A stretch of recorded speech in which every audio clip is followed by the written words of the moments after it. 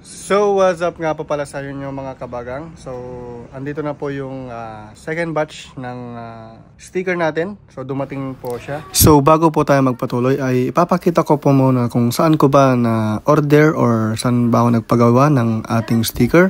At ito ay ang Stationery Shop PH sa TikTok. Yan mga kaibigan. So makikita nyo po na halos sticker po yung ginagawa nilang produkto dito. So dito na kayo bumili mga kabagang. So quality yung mga sticker nila. Ayan, kita nyo naman.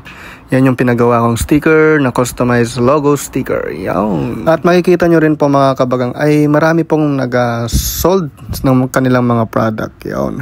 So uunahin ko po itong maliit lang kasi nagpahabol po, may nag-sponsor sa atin. Isa sa mga team leader namin sa aking trabaho. Nagpahabol siya nag-sponsor. So, shoutout sa iyo, Sir Jason Lubuy. Maraming salamat, sir. God bless you po. So, buksan po natin tong sticker natin.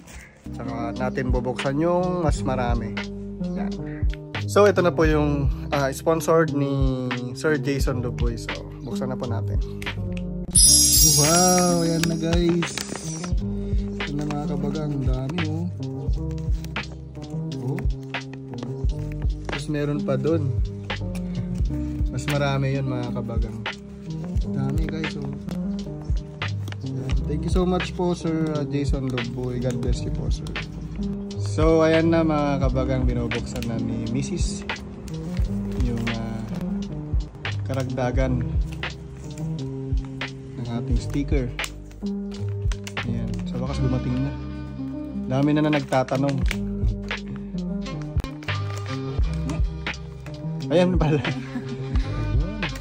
Tapos meron pa oh guys oh, mga kabagang. Hindi na to.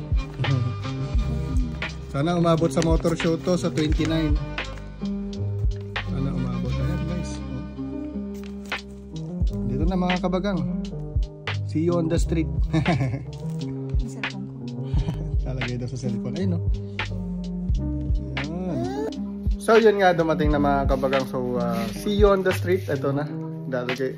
Ito lang yung yung sponsor ni Sir Jason. So ito muna.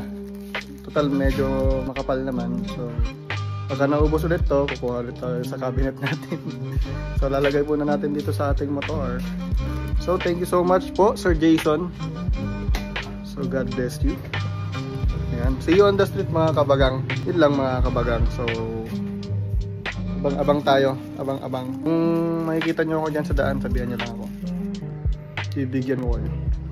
So salamat sa panonood. Let's go.